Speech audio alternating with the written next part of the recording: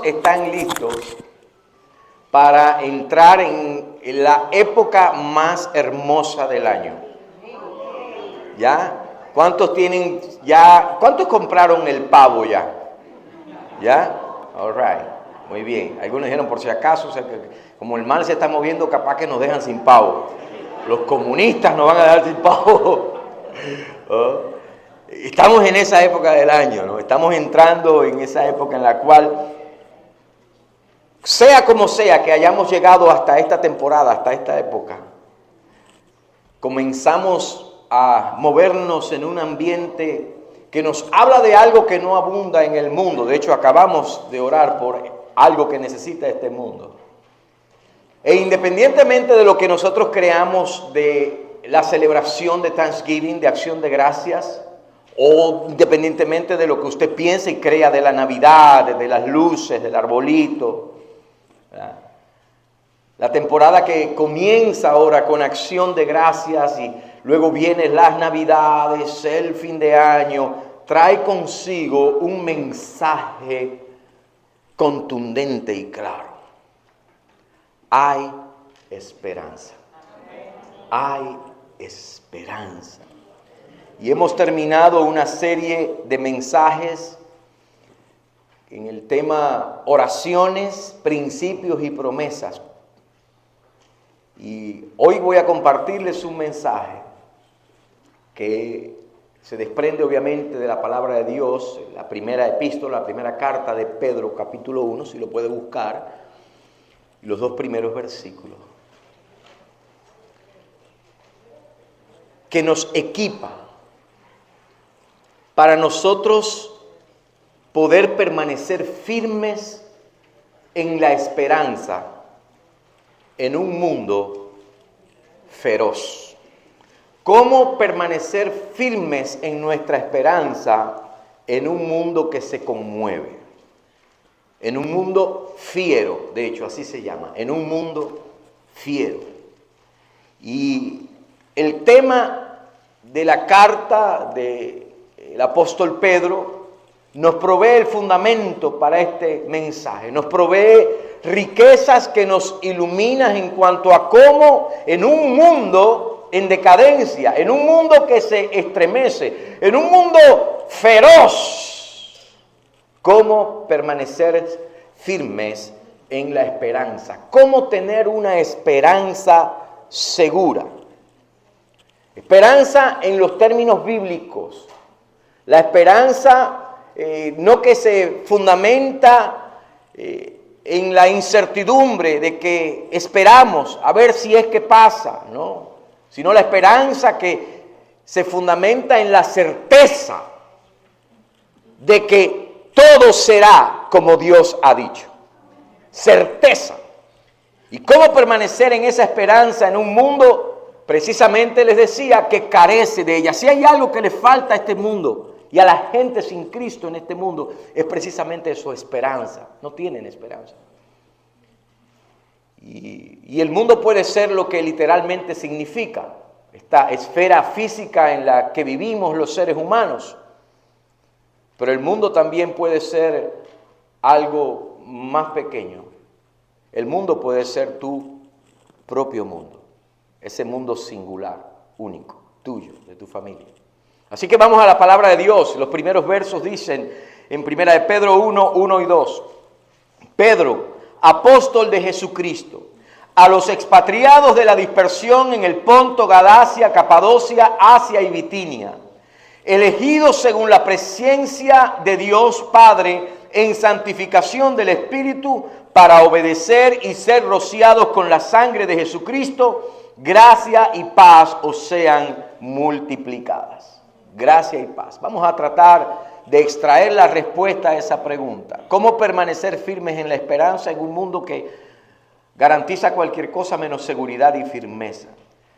Y lo primero que quiero que note es que una de las cosas que vamos a encontrar en la palabra de Dios muy a menudo es el énfasis que hace en la necesidad que usted y yo tenemos de conocimiento. Conocimiento de Dios, conocimiento de su palabra, conocimiento de sus promesas. La Biblia es enfática, necesitamos conocer estas cosas. Y yo pienso que una de las razones por lo que la Biblia enfatiza la necesidad que tenemos de conocimiento de Dios, conocimiento de su palabra, conocimiento de sus promesas, conocimiento de su plan, tiene que ver con el hecho de que Dios sabe, Dios conoce nuestra predisposición humana para dejarnos guiar muchas veces por nuestros sentimientos y no por lo que conocemos, y no por la realidad. La predisposición que tenemos los seres humanos para dejarnos guiar por nuestras emociones y no por la revelación de la palabra de Dios. Por ejemplo, es posible que vengamos a la iglesia y cantemos un canto tan espectacular como ese que dice: yo soy quien dices que soy, escogido, perdonado, todas estas cosas hermosas.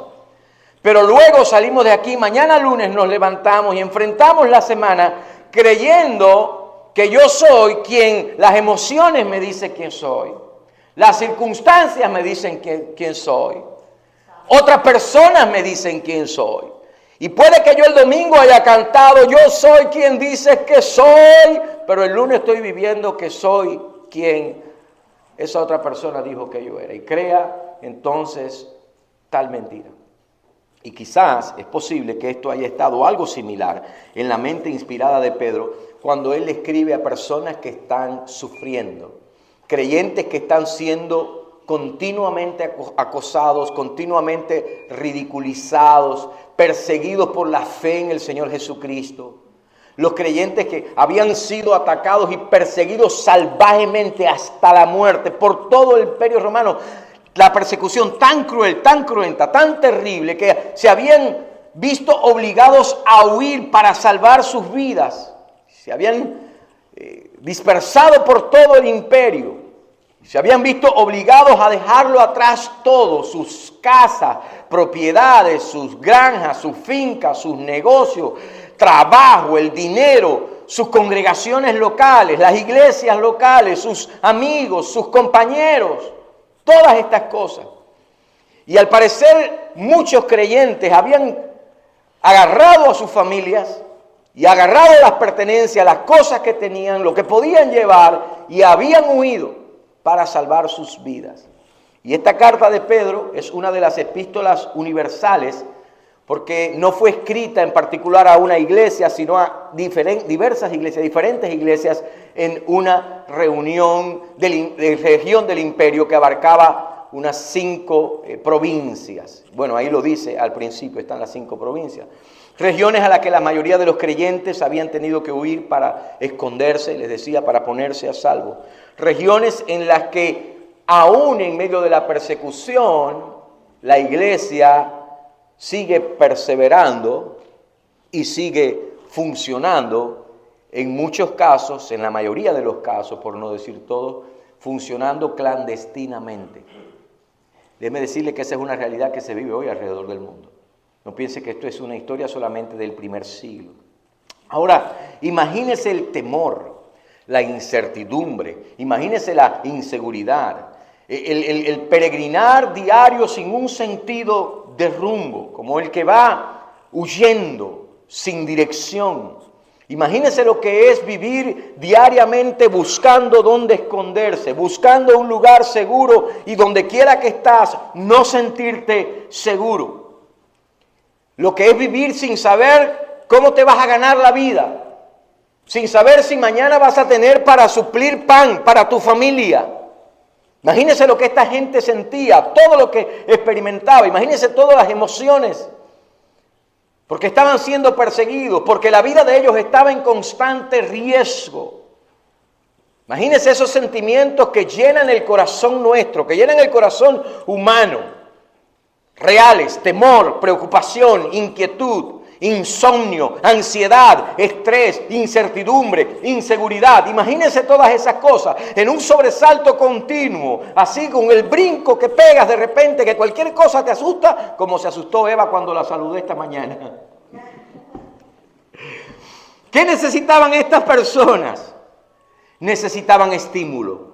Necesitaban algo que los fortaleciera, necesitaban ser poderosamente exhortados, ministrados, Ahora la pregunta es ¿cómo apuntalar y cómo fortalecer a una persona que está experimentando todas estas cosas en su vida?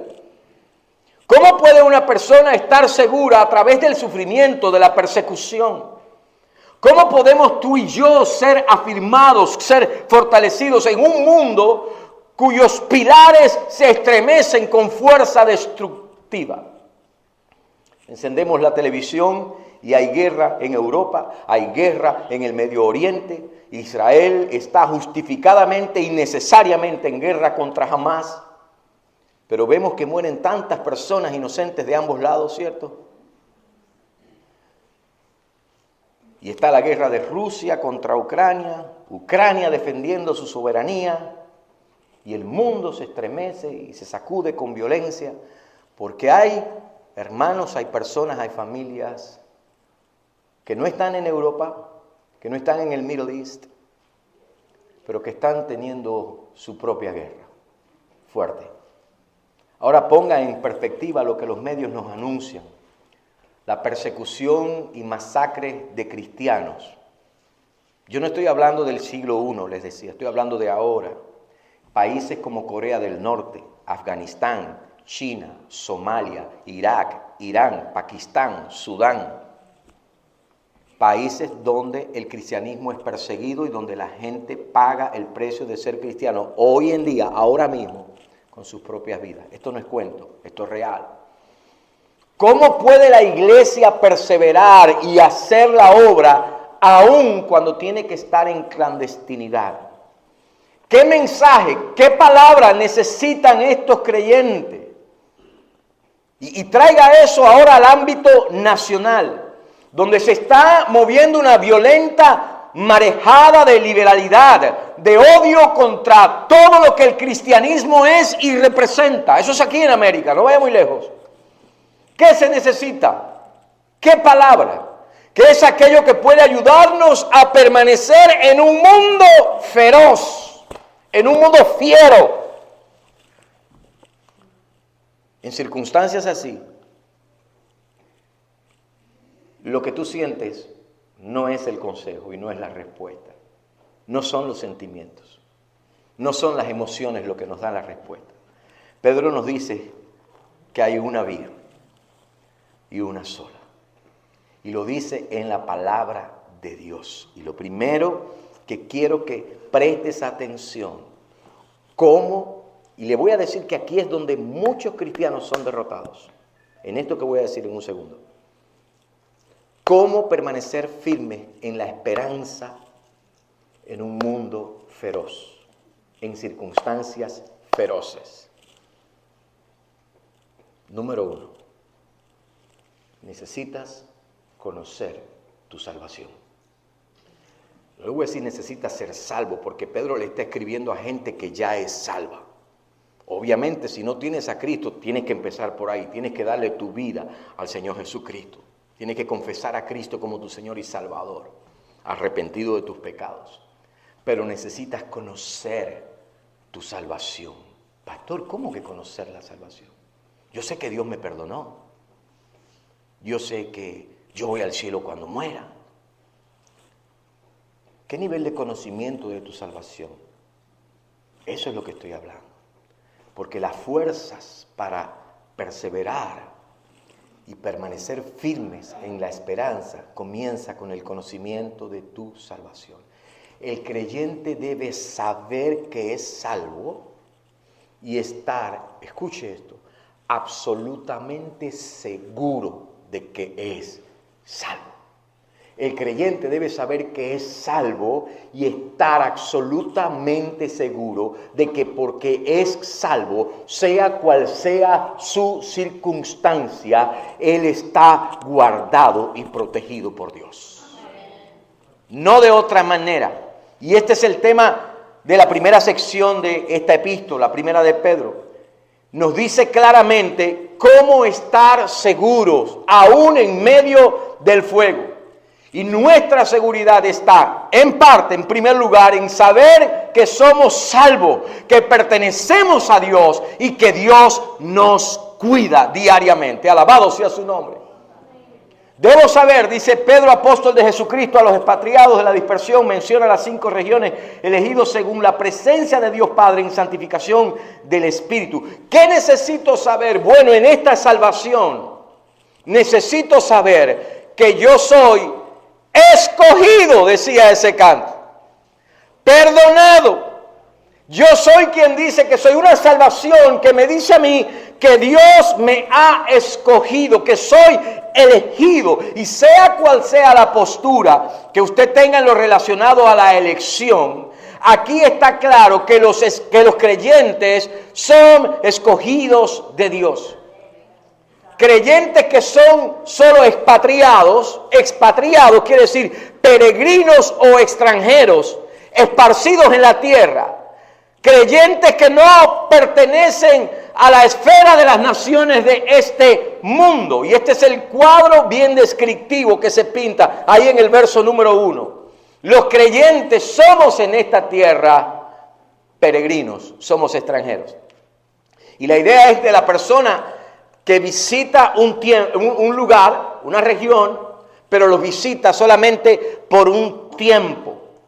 Está en ese lugar, esa es la idea detrás de la palabra expatriado. Está en ese lugar, está en esa situación, está en esa circunstancia, pero está ahí solamente por un tiempo, porque su residencia permanente no es en ese lugar. ¿Alguien dice amén esta mañana? Los creyentes somos ciudadanos del cielo. Conoce tu salvación, que tu ciudadanía y mi ciudadanía está en los cielos. Que nuestro hogar está en el cielo con Dios, no en la tierra con los gobernantes de este mundo. Los gobernantes y la gente de este mundo pueden perseguir a los creyentes, pero los creyentes estamos aquí solamente temporalmente como peregrinos y extranjeros, como forasteros y expatriados, porque nuestra ciudadanía, dice esta salvación, está en los cielos. Y eso es significativo. Porque esto quiere decir entonces que donde vivimos en esta tierra no importa mucho. No importa dónde vivamos, porque este no es nuestro hogar permanente. Nuestro hogar está en el cielo. ¿Cómo permanecer firmes en la esperanza? Conoce tu salvación, una salvación que dice que Dios te ha escogido por la gracia de Dios y que es tu ciudadanía. Y tu residencia no es permanente en este mundo. Y puede que nos veamos en algún momento obligados a abandonar nuestros hogares. Muchos de nosotros nos identificamos con lo que es dejar nuestros países, nuestras costumbres a causa de problemas, de persecuciones. Puede que carezcamos de muchas cosas y suframos grandes penurias en esta vida, pero es solamente por un breve tiempo. Solo somos extranjeros y peregrinos en esta tierra. Y en algún momento, iba a decir pronto, pero dije, no, mejor digo, en algún momento Dios nos va a llamar a nuestra casa permanente. Y allí estaremos con Él por los siglos de los siglos. Y allí, por eso le decía, donde tú vivas aquí en la tierra, no es muy importante. Porque allí vamos a estar donde no hay pobreza, ni sufrimiento, ni llanto, ni necesidad, ni ninguna de las cosas, ni peligros, ni ninguna de estas cosas en el mundo. Decía, esto es significativo también, porque entonces debemos mantener nuestros ojos y nuestra mente enfocados en el cielo, en ese hogar permanente. Entendiendo la brevedad de la vida aquí en la tierra. Yo creo que a veces gente pierde la perspectiva, piensa que van a estar en esta tierra eternamente, que no se le van a acabar los días en la tierra. Y ven la tierra como la meta, esto es todo, aquí. Como escribió alguien en un libro que dice, vive tu mejor vida ahora. Yo difiero de eso, porque mi mejor vida no la voy a vivir aquí ahora. Mi mejor vida me está reservada en mi hogar celestial. Bendito sea el nombre del Señor. Y de hecho mi mejor vida no es algo que voy a vivir en el futuro. Mi mejor vida es algo que empecé a vivir en el momento en que Cristo me salvó. Alabado sea el nombre del Señor. Aleluya. Y nada puede ser mejor que Cristo en tu vida. Amén. Ahora, eso significa que necesitamos mantener el enfoque. Entendidos y claros de lo incierto y de lo inseguro y lo breve que son las cosas aquí en la tierra. Esto es breve. Y cualquiera puede pensar que esto es algo que ya yo tengo presente, pastor. Y no me cabe duda de que para muchos de nosotros es así. Pero no estoy hablando solamente de un conocimiento intelectual. Estoy hablando de la experiencia. Quiere decir que si yo sé todas estas cosas, entonces no voy a vivir mi vida aquí en la tierra como que esto es todo. Lamentablemente muchos que dicen creer esto, viven en esta vida como que no hay nada más allá de la tierra. Y con esa realidad, por eso cuando no están viviendo lo que ellos consideran su mejor vida aquí en la tierra, entonces experimentan todos estos sentimientos de desesperanza, de frustración, de derrota. ¿Cómo permanecer en esperanza? Firme, conoce tu salvación. Una salvación que dice que Dios te ha escogido y que como hijo de Dios tú no perteneces a esta tierra. Bendito sea Dios. Conoce lo que significa ser salvo. Conoce que gracias a esta salvación mi ciudadanía está en el cielo. Quiere decir que como hijos de Dios, ahora mire la importancia de esto. Como hijos de Dios, nosotros entonces, como nuestra ciudadanía no está aquí en la tierra, como somos peregrinos y extranjeros aquí en esta tierra, como hijos de Dios, nuestra posición es superior a cualquier otra en esta tierra. Usted y yo estamos a otro nivel. Eso quiere decir, por eso le decía que donde yo viva no es importante. Porque si mi ciudadanía está en el cielo, puede que ahora yo esté viviendo en la más pequeña cabaña, sin aire acondicionado y con los peores recursos, que no es el caso de ninguno de nosotros, gloria a Dios. Pero eso quiere decir que yo estoy en una circunstancia, como los creyentes a los que Pedro escribe, que estoy siendo perseguido, que estoy siendo acosado, que mi vida está a riesgo continuo. Pero eso quiere decir que cualquier circunstancia, esfera, ámbito en el que yo me encuentre hoy, no importa mucho, porque la realidad es que la Biblia revela que como escogido de Dios, que como hijo de Dios, hija de Dios, con mi ciudadanía en el cielo, yo no estoy aquí, yo estoy aquí. Alabado sea el nombre del Señor. ¡Aleluya! Y hemos sido seleccionados, hemos sido escogidos por medio de la obra santificadora del Espíritu Santo. Hemos sido apartados, esa obra santificadora es apartados para Dios. Hemos sido trasladados del reino de las tinieblas, de la potestad de las tinieblas, ahora al reino del Señor Jesucristo. Eso dice Colosenses 1:13, dice que Dios nos ha librado de la potestad de las tinieblas y nos ha trasladado, alguien dice amén, trasladado al reino de su Hijo. Quiere decir que antes yo estaba aquí bajo el dominio, bajo la autoridad, bajo la opresión de las tinieblas de este mundo, bajo la opresión del enemigo. Pero en el momento en que yo entregué mi vida al Señor Jesucristo, en ese momento dice que Dios, por la obra santificadora del Espíritu Santo, me tomó y me trasladó, alabado sea el nombre del Señor, al reino de su Hijo. Bendito sea el nombre del Señor. Y hemos sido escogidos de acuerdo al conocimiento anticipado de Dios, de acuerdo al conocimiento eterno de Dios, su conocimiento previo de todas las cosas, porque dice que hemos sido escogidos según la presciencia, dice ahí. Y esa palabra presciencia quiere decir lo que se conoce de antemano o antes de una referencia temporal concreta. La presencia quiere decir lo que se conoce de antemano. Quiere decir que Dios conoce exactamente todo lo que todos los hombres iban a hacer y van a hacer. Cada acto, cada pensamiento. Y Dios conoce cada acto, cada pensamiento y las consecuencias. Dios lo conoce. De repente hay guerra en Israel. Y la gente dice, tomó a Dios por sorpresa. No, pero te lo voy a traer a tu vida. De repente hay conflicto en tu vida. Y nosotros reaccionamos como que parece que Dios no sabe lo que está pasando. Dios sabe incluso los pensamientos. Dios tiene una visión suprema de todas las cosas.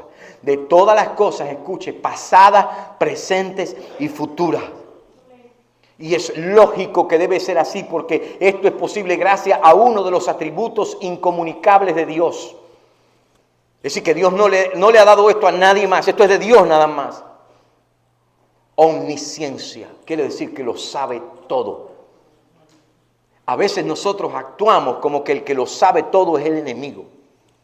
Y vivimos bajo la opresión y dejamos que nos humille, que nos acose como el Imperio Romano. Porque nos hemos olvidado que hay una realidad. El enemigo no es omnisciente. Eso es un atributo que solamente Dios tiene. No se lo ha pasado a nadie más. Bendito sea el nombre del Señor. Y Dios sabe de antemano. Dios conoce todas las cosas. Cada acto, cada decisión de cada individuo a lo largo de su vida. Dios la conoce. Pero presciencia también quiere decir algo más. Implica determinar. Implica designar. Implica incluso predestinar.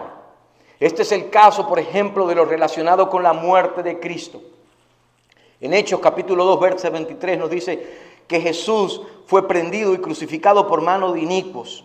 ¿Sabe por qué? Cualquiera dice, los inicuos determinaron matar a Jesús. Los inicuos determinaron que lo iban a poner en la cruz. Los pecadores fueron los que determinaron el destino de Jesús. ¿Y sabe qué dice la Biblia? Wrong.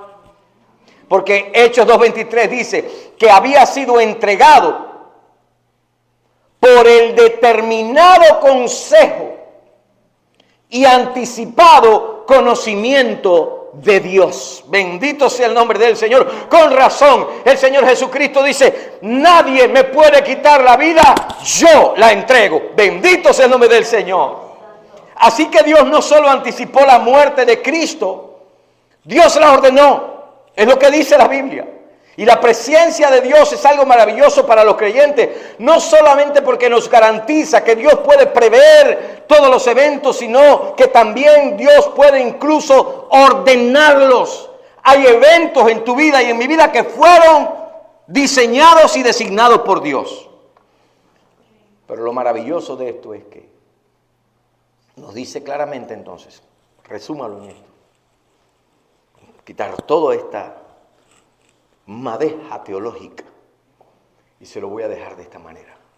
Esto es maravilloso para nosotros porque nos dice entonces que Dios está en control. Alabado sea el nombre del Señor. ¡Aleluya! Y porque Él está en control, entonces ha determinado que todas las cosas obren para bien. Bendito sea el nombre del Señor, de los que le aman, de los que conforme a su propósito son llamados. Cada evento en la vida de los hijos de Dios, Dios hace que resulten para el bien de sus vidas. Sea cual sea, no importa cuántos problemas, cuántas dificultades, no importa cuán poco o cuán mucho lo podamos entender. Dios sabe y está en control y Él va a hacer que todas las cosas obre para el bien de los que le aman. Bendito sea el nombre del Señor. ¿Por qué? Porque soy quien Dios dice que soy. Escogido, perdonado, soy su pueblo santo, soy su pueblo amado, soy su hijo. Somos aquellos que hemos sido elegidos según la presencia de Dios y la obra santificadora del Espíritu Santo. Aquellos quienes Dios determinó iban a ser su pueblo santo, real sacerdocio, nación santa, pueblo adquirido por Dios. Y la obra santificadora del Espíritu Santo. Aquellos quienes Dios determinó seríamos apartados para Él. ¿Y qué otras implicaciones hay en esto? Bueno, sencilla y poderosamente quiere decir que porque soy escogido, soy amado. Bendito sea el nombre del Señor. ¿Sabe por qué Zulema me escogió a mí de esposo? Porque no había competencia.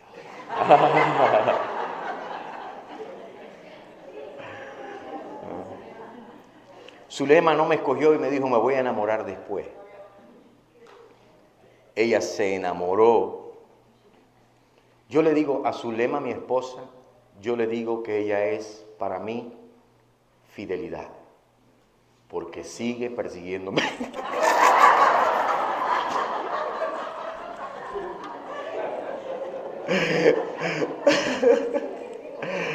Es el que dice la canción, ¿no? Pedro está diciendo, no importa cuán ridiculizados, cuán perseguidos, cuán fuerte se esté estremeciendo el mundo. No importa si tienes mucho, si tienes poco. No importa cuán grande es la dificultad, cuán pequeño es el desafío. Dios te ama. Eres amado por Dios. Necesitas conocer tu salvación. Conoce tu salvación. Necesitas estar seguro de tu salvación. Una salvación que te sitúa en las alturas porque has sido escogido. Una salvación que dice clara y firmemente que Dios te ama. Bendito sea el nombre del Señor.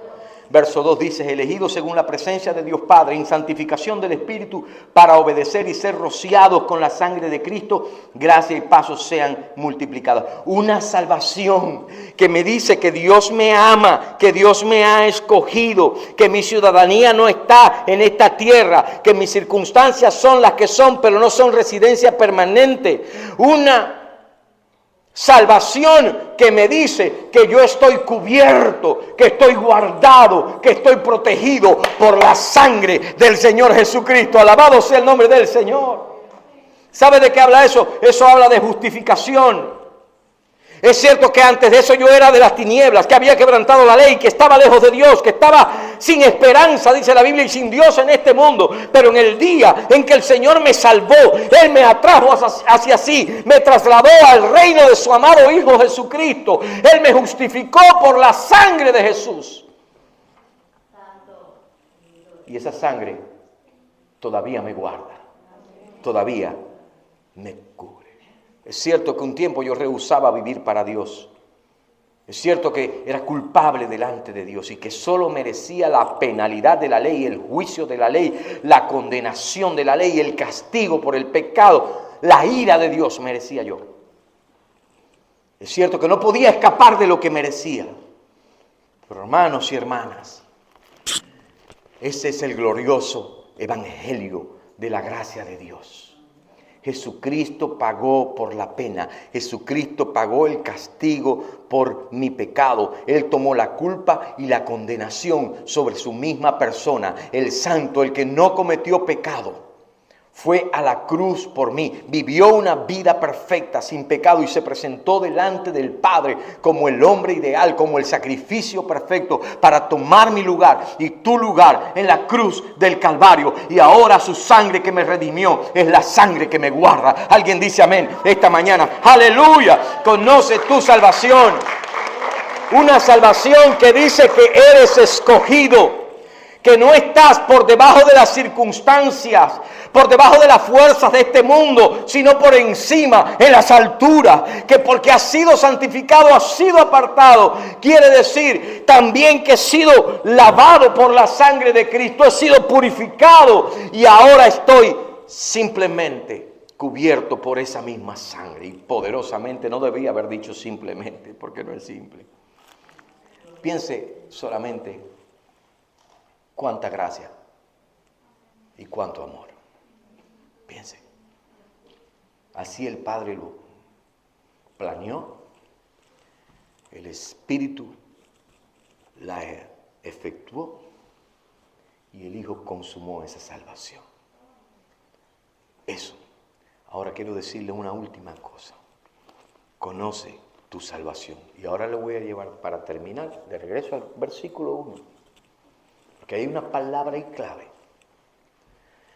Pedro, apóstol de Jesucristo, a los expatriados de la dispersión.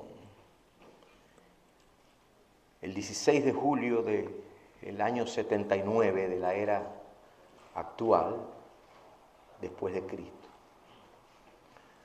un loco emperador, Nerón, incendió la ciudad de Roma, la hizo arder en fuego. Nerón era un fanático de las construcciones y de las arquitecturas y de las grandes edificaciones, porque eso le daba a él alimentaba su ego, y mientras más edificios grandiosos y todas estas cosas lograra hacer, pues hablaba de su poder y de todas estas cosas. Y él quería reconstruir los suburbios de Roma. Era megalomaníaco, eso es lo que era. Le gustaba construir cosas para su gloria. Y para poder reconstruir los suburbios, le dio fuego. Pero el fuego que estaba destinado para los suburbios se extendió por toda la ciudad de Roma. Algunos dicen que fue planeado para culpar a los cristianos, pero finalmente, de todas maneras, la culpa la pagaron los cristianos y comenzó la más cruenta persecución en la historia contra los cristianos. Algunos historiadores dicen que fue algo estratégico para fomentar el odio contra la naciente religión judía, porque todavía se consideraba una rama del judaísmo. Y con el incendio de Roma se inició la temporada de lo que se llamó la cacería de cristianos. Y fueron dispersados, fueron esparcidos a causa de la persecución. Pero mire la maravilla de esto, porque esta misma palabra, esparcido, los dispersados, es la misma palabra que se usa en Hechos 8:4 para describir a los que iban por todas partes anunciando el Evangelio cuando la persecución, en el caso de Hechos, fue religiosa, tomó lugar. Hechos 8:4 dice, pero los que fueron esparcidos, la misma palabra, a los dispersados, diáspora es la palabra en griego, a los esparcidos, pero los que fueron esparcidos iban por todas partes anunciando el Evangelio. Y esa palabra, esparcidos, dispersos, es un término agrícola en griego.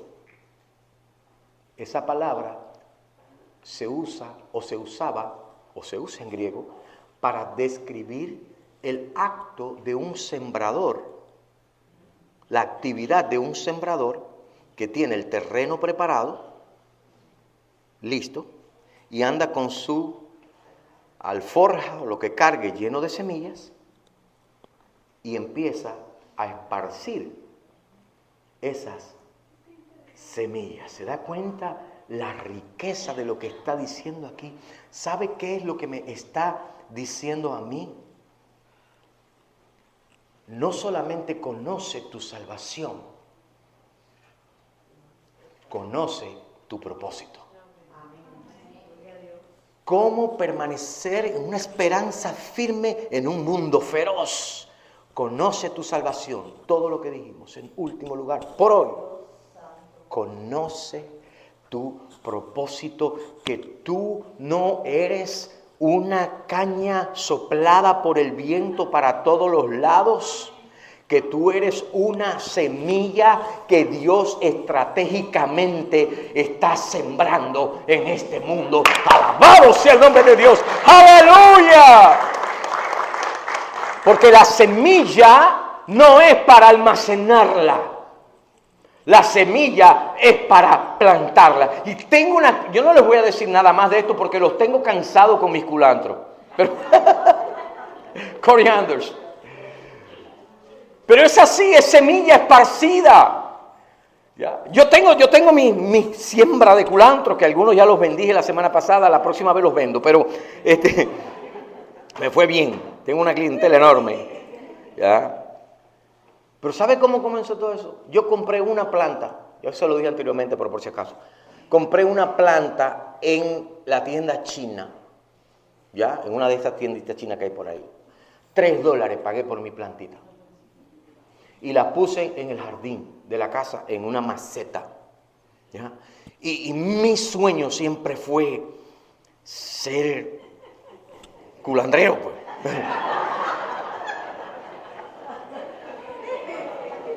Y pasó el tiempo, y pasó un águila sobre el mar. Y cuando el sol se ponía detrás del monte Callado, Y no pasaba nada con mi mate de culantro. Crecía, me daba culantro, le arrancaba las hojitas una vez como que se estaba muriendo otra vez. Oré por ella, oré por sus plantas, yo oro por las mías. ¿Ya? Y no pasó nada. Vi un día, bueno, la voy a sacar de aquí, la voy a poner en el patio. La saqué y la puse en el patio. Y una semana después, unos días después, voy al jardín y cuando veo, había un semillero de culantrito saliendo por todos lados.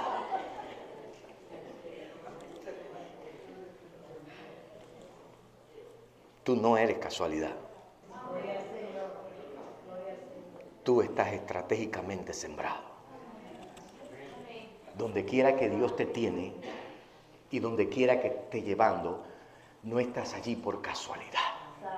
No estás allí porque Dios no le quedó más remedio que ponerte allí. Estás allí porque tú estabas en la aljaba de Dios como una semilla. Y Dios dijo, a este lo voy a esparcir y lo voy a... ¡Alabado sea el nombre del Señor! ¡Aleluya! ¡Bendito sea Dios!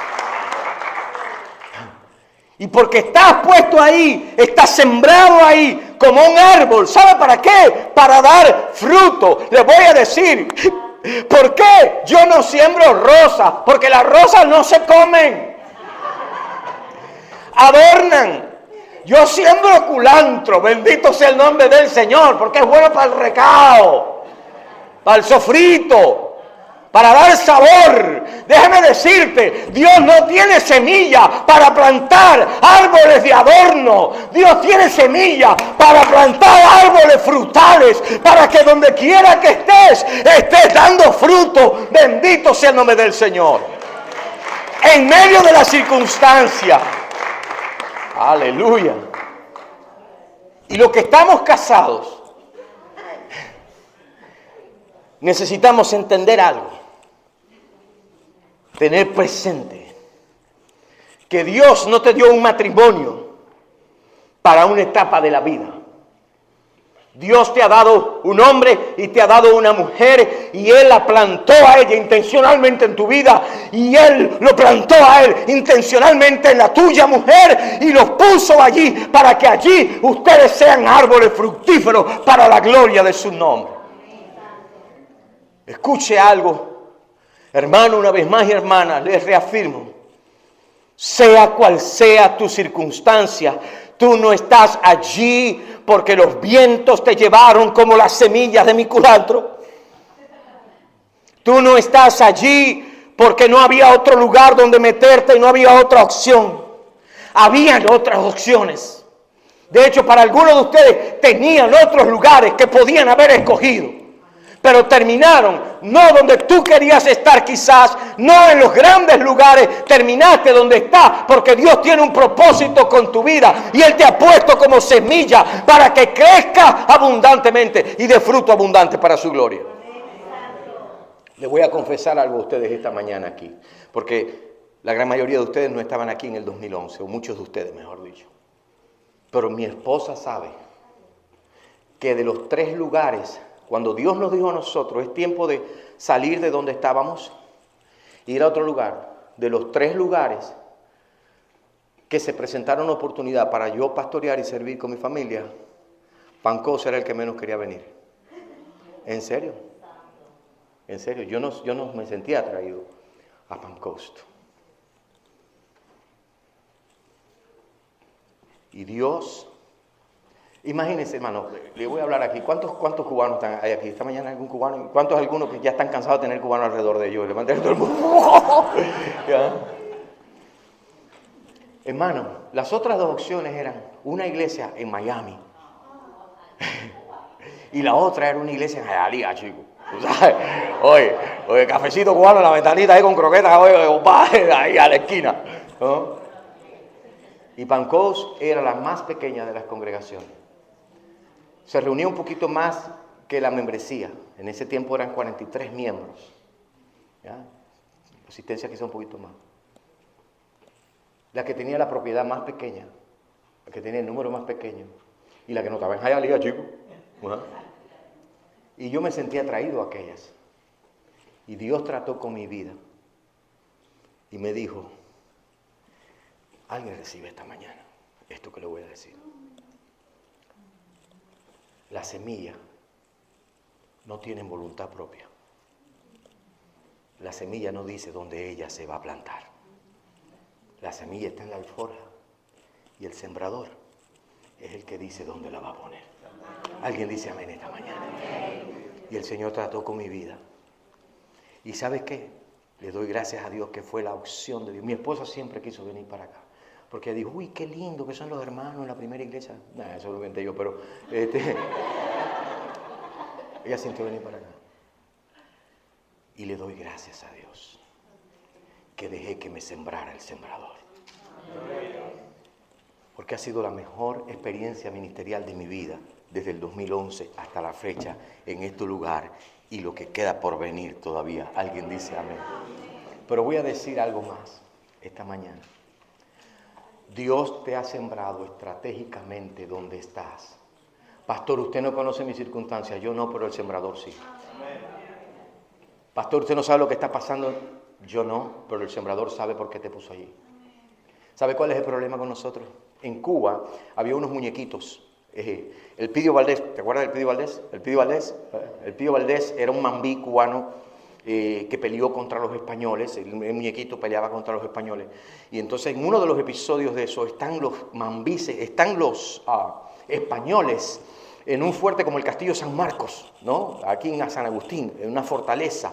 Y los mambises están desde el monte tirándole, y los españoles ya estaban, perdiendo. Y entonces había uno que toca la trompeta.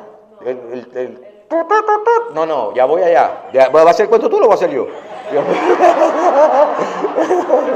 No, espérate. Había uno que tocaba la trompeta y una bala... Tú no habías nacido cuando eso. Y una bala de un mambís rompió la trompeta. Y entonces le quedaba el trombón. Pero cuando ese era el corneta, el que tocaba las órdenes por corneta, ¿no? A avanzar, y para atrás, carguen armas, lo que fuera, ¿no? Pero cuando se rompe la trompeta, la corneta, entonces no le quedaba más que un trombón. Entonces el español, hombre, que tocaba, lo siento José, pero tengo que decirlo, que tocaba el trombón, cuando iba a tocar una orden no se entendía lo que estaba diciendo. Y venía un español y le preguntaba al hombre, ¿y qué ha tocado ese ahora? Y dice uno, no, tocó tal cosa, ¿te acuerdas? Y de repente viene y dice, ya estaban los mambises al fuego,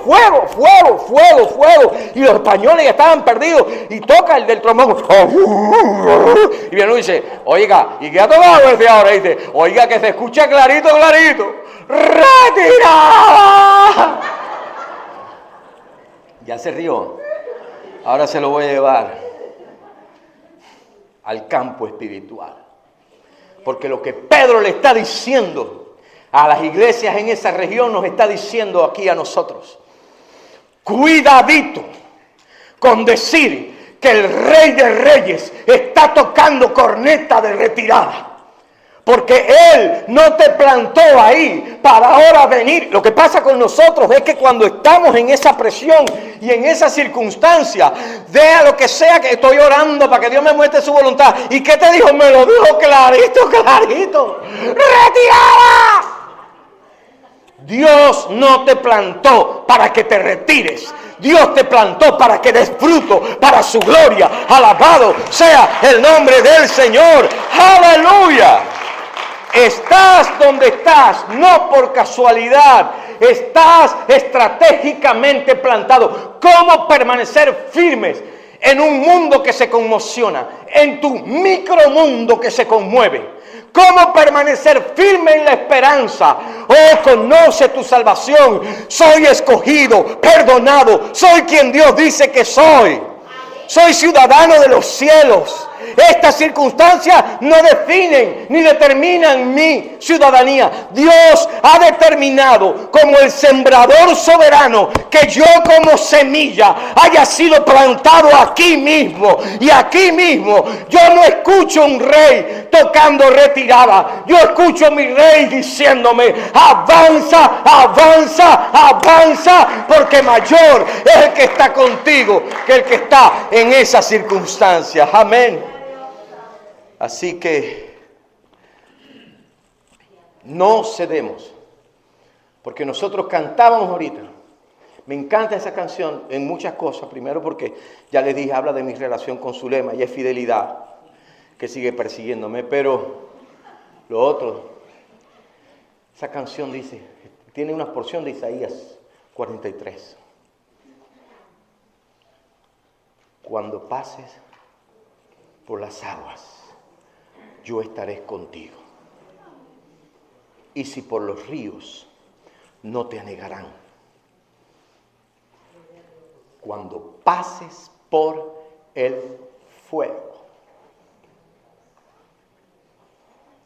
no te quemarás, ni la llama arderá en ti.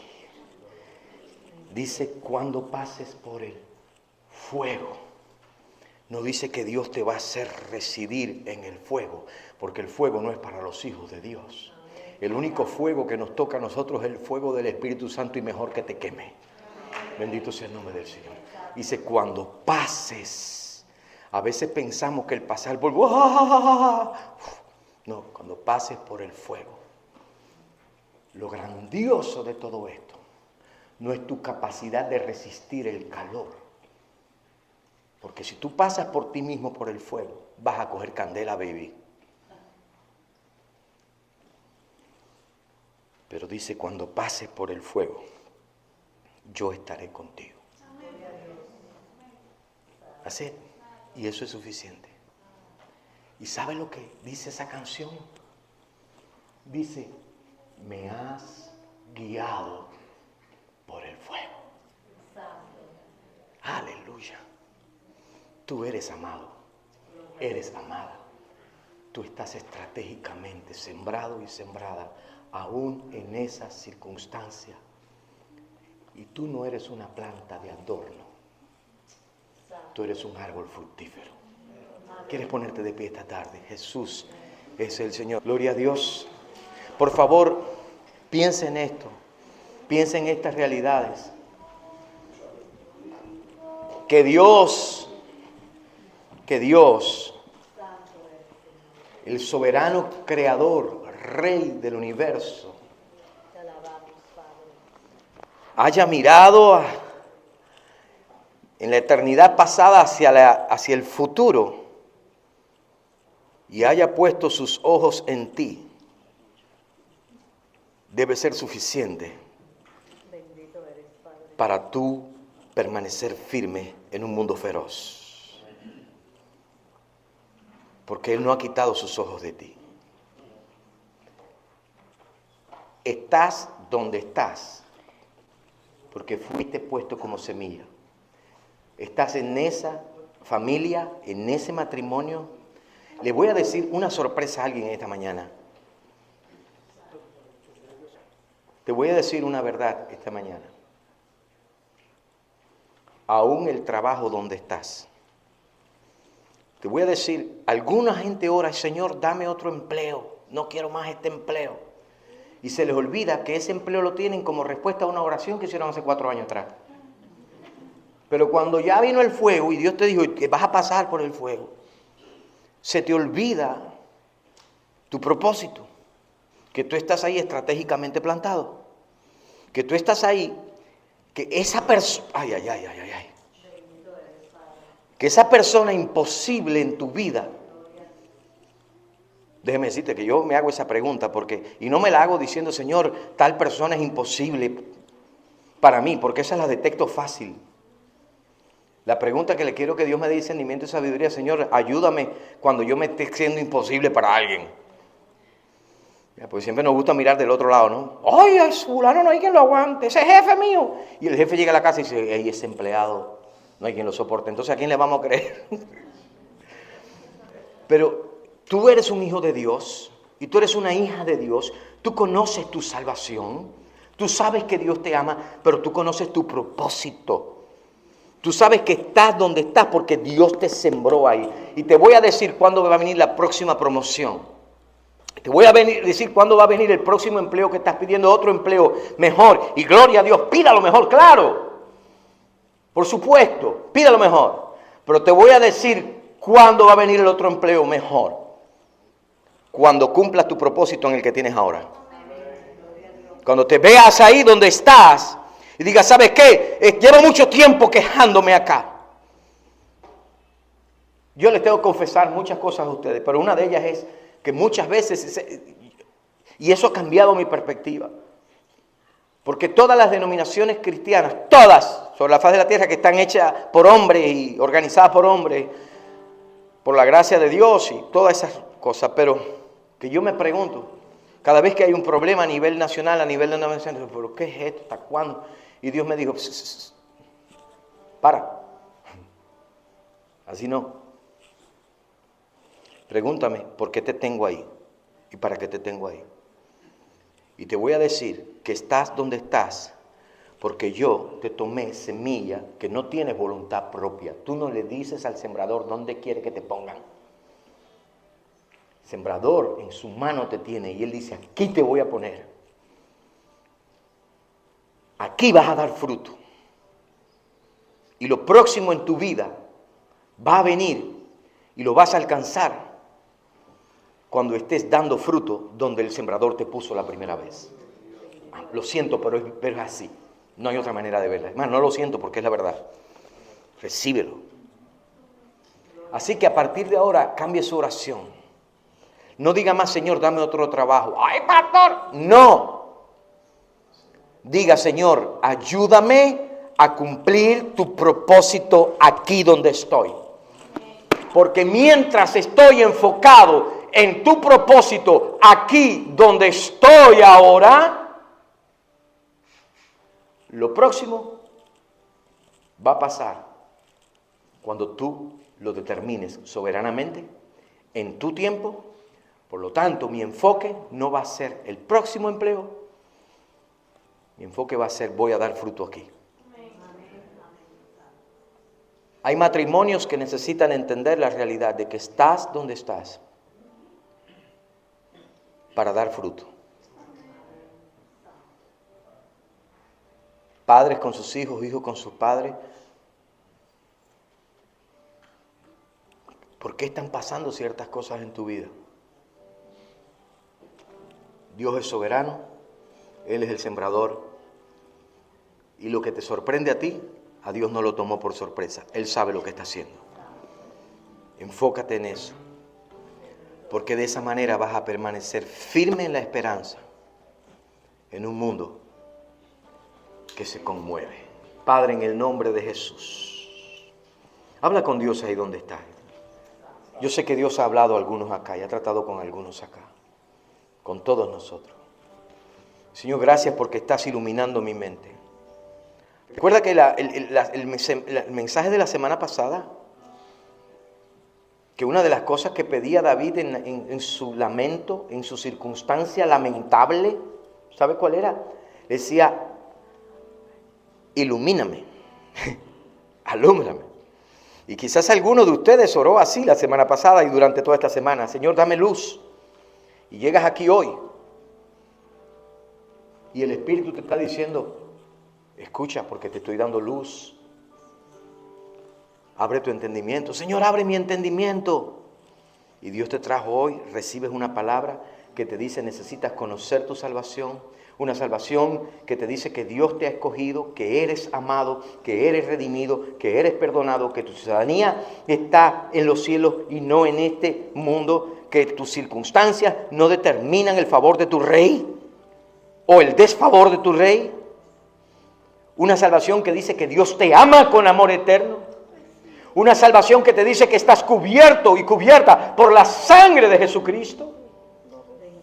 Y una salvación que dice que el sembrador te puso estratégicamente donde estás. Aleluya. ¿Quieres más iluminación que esa? Gracias, Padre, en el nombre de Jesús. Señor, yo oro por cada corazón que está aquí en este momento procesando esta palabra en su alma y en su mente y en su vida. Y que tú confirmes y reafirmes ahí en ese corazón tu propósito, Dios. Señor, que cualquier persona que haya estado moviéndose aquí en una esfera de ausencia de esperanza haya recibido esta palabra. Alguien que quizás estaba a punto de renunciar, alguien que estaba en una encrucijada, alguien que tenía sus preguntas, alguien que estaba con incertidumbre, con inseguridad, que se vaya de aquí esta hora recibiendo claridad en su mente, en su espíritu, en su alma, de tu propósito para su vida. Y que cada uno de nosotros, allí donde tú nos has puesto, en el hogar que nos has puesto, el matrimonio que nos has puesto, la familia que nos has puesto, Señor, la iglesia donde me has puesto, la ciudad donde me has puesto, reconozcamos que somos semillas estratégicamente plantadas. Y que sí, Señor, aportamos mucha belleza a este mundo porque somos árboles hermosos, plantados junto a corrientes de agua. Pero, Señor, estamos aquí para fructificar, para dar fruto. Te ruego ahora, Señor, que esta realidad se afirme en cada corazón. Que la gracia del Señor Jesucristo, el amor de Dios y la comunión del Espíritu Santo sea con cada uno de los aquí presentes, con cada hogar aquí representado y con todo el pueblo de Dios, ahora y por los siglos de los siglos. Amén y amén.